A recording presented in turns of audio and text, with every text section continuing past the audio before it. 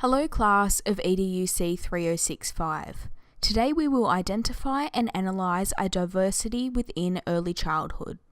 There are many critical issues concerning diversity and inclusion in early childhood. These include race, gender, class, culture, and language. For the purpose of this assignment, we have chosen to explore class. This decision has been made as approximately 2.2 million Australians are currently living below the poverty line, and more than 600,000 children under 15 live in households where no one has a job.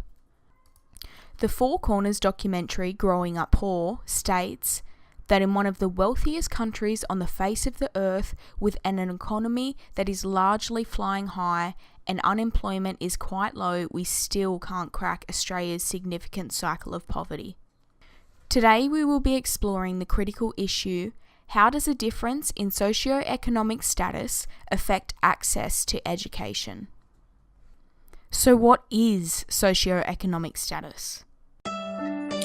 This video explains what we mean by SES. While class refers to an individual's perceived social standing, SES refers to an attempt to quantify this.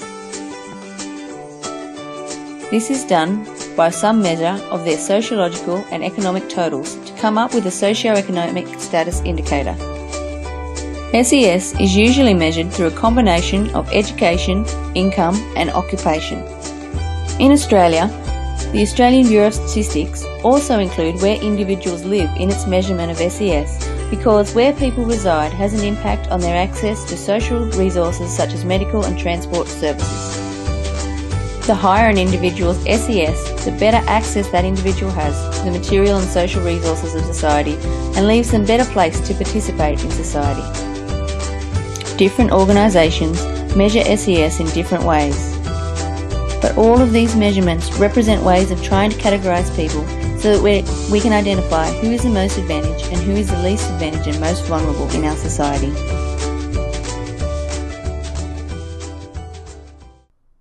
To break this down, the key factors that contribute to one's socio-economic status are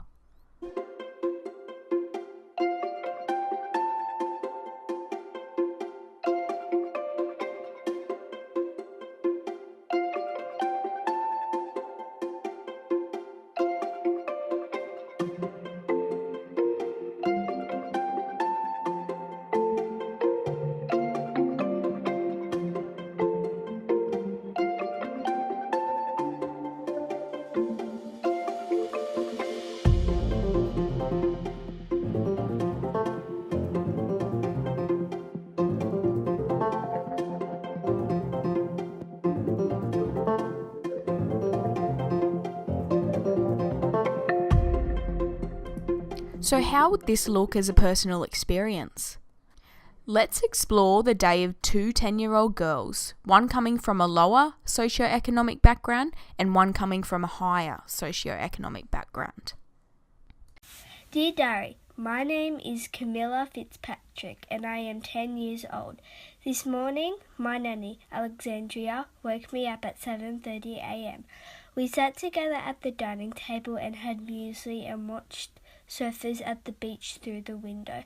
Alexandria had my uniform ironed and hanging in my room, and my lunch ready to go. Mum and Dad have already gone to work in the city, so Alexandria and I left home at 8:15 a.m. and drove to school. Sydney Grammar, where I am in Year 4. I love the new car, it's so shiny. This morning we had literacy groups.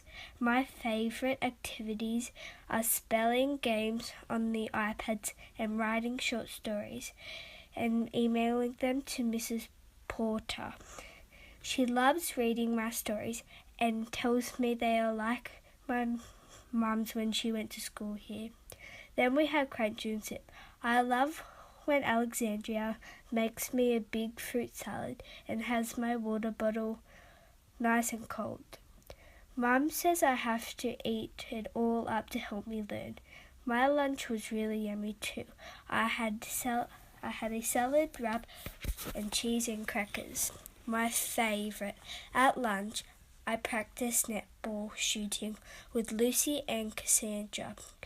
With the school's brand new netballs, Alexandria was waiting for me when the bell went to take me to violin lessons. We do this every Wednesday because Mummy and Daddy aren't home from work until dinner time.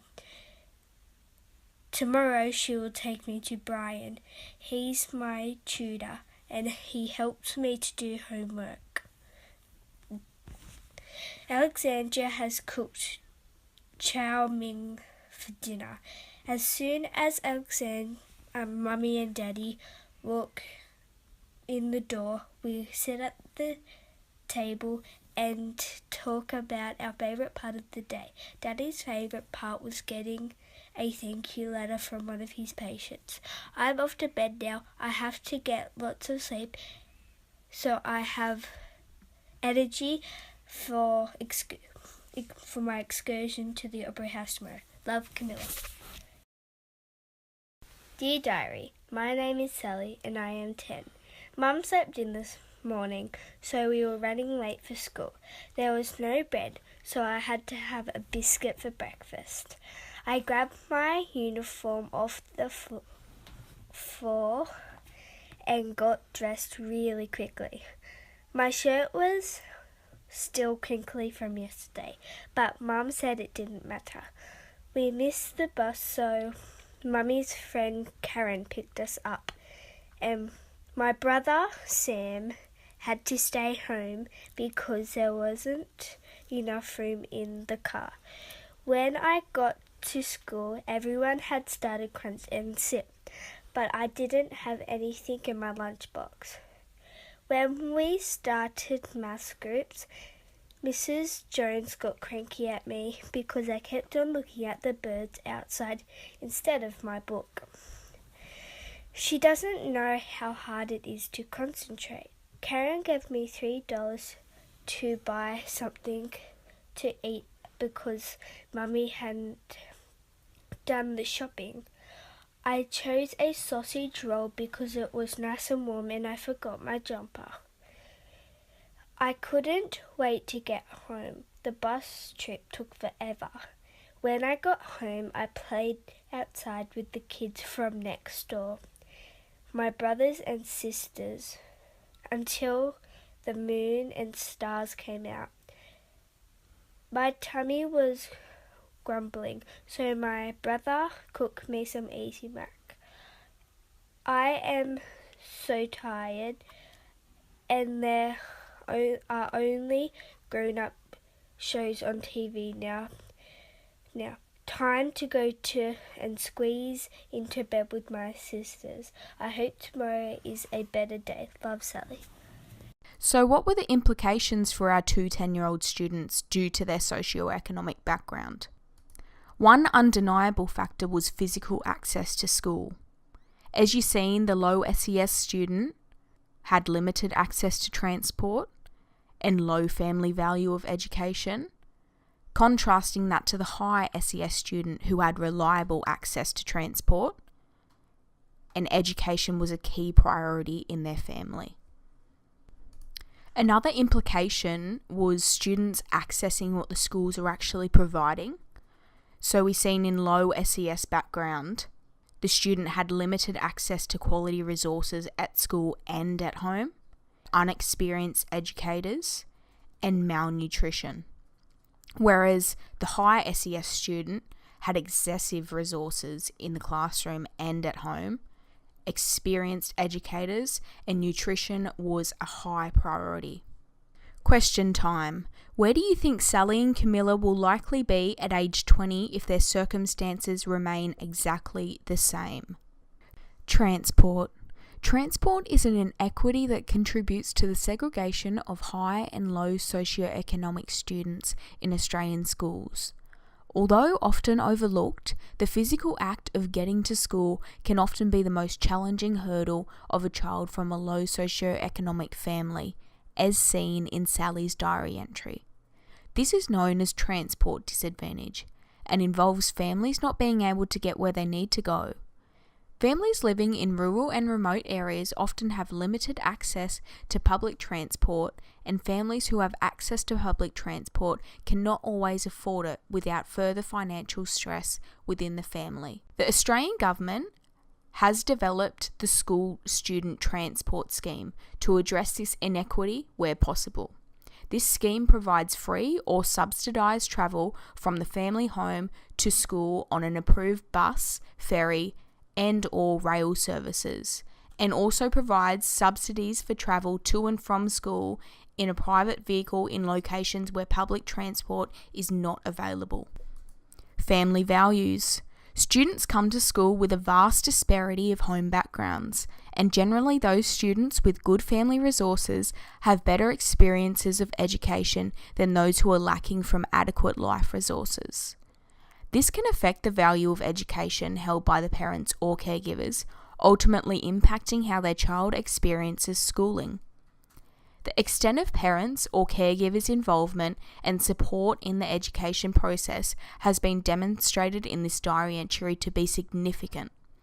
Camilla enjoyed nutritious food to help her focus at school, an ironed school uniform, had transport planned for her journey to and from school, and a tutor to help her with homework.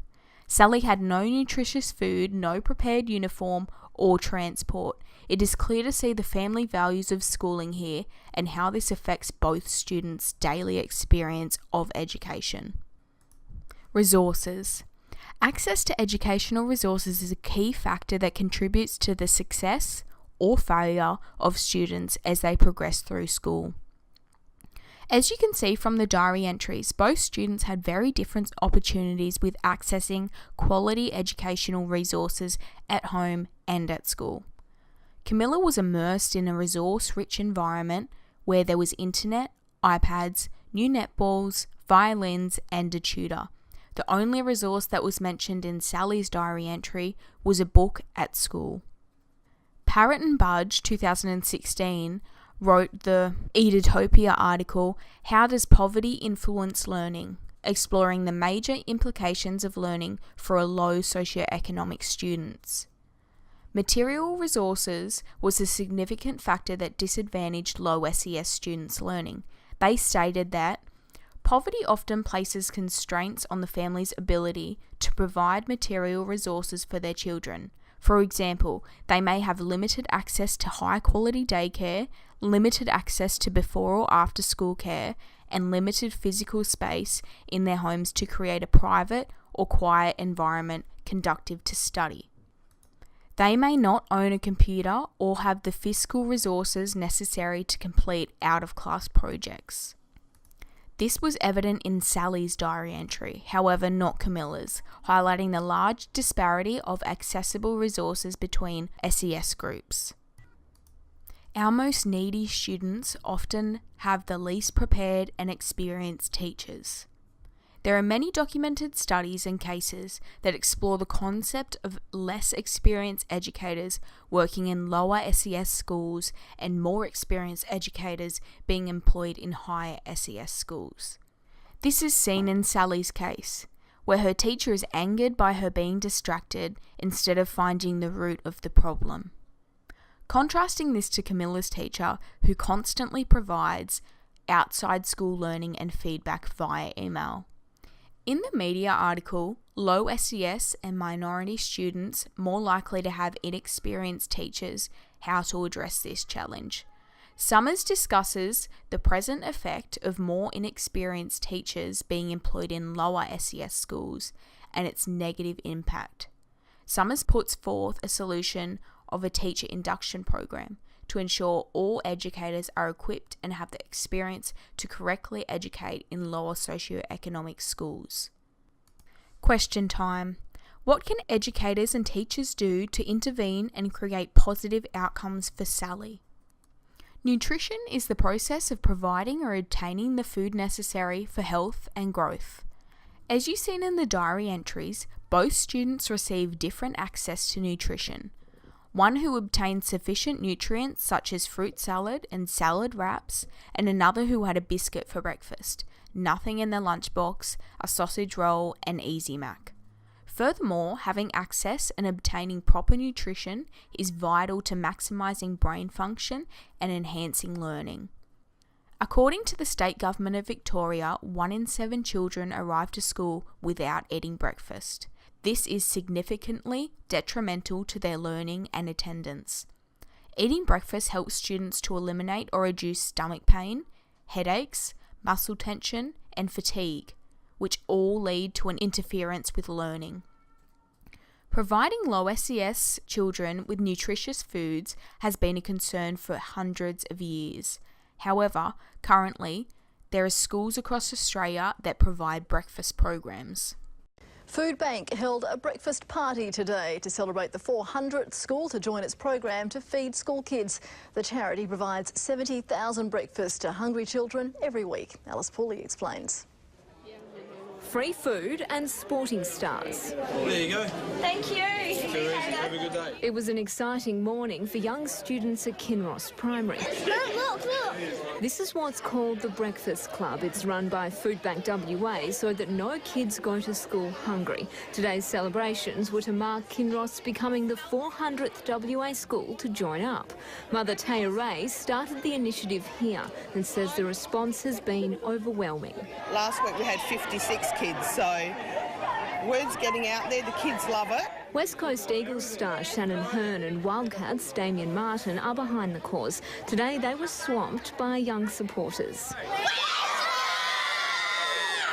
I think what Foodbank do is excellent with the food and providing for the kids in the school. So it's just good to get in the community and just give back a bit. The breakfasts began in 2001. Foodbank WA donates 7 key ingredients to each school to cook up a feast. This program has grown rapidly across the state. Now around 70,000 breakfasts are served every week in schools. It's unbelievable. 1, it gets them to school, but 2, it gives them the most important meal of the day, which is breakfast. So it gives them the opportunity to concentrate and to learn. It's estimated almost a quarter of school children don't eat breakfast every day. Alice Pooley, 10 News.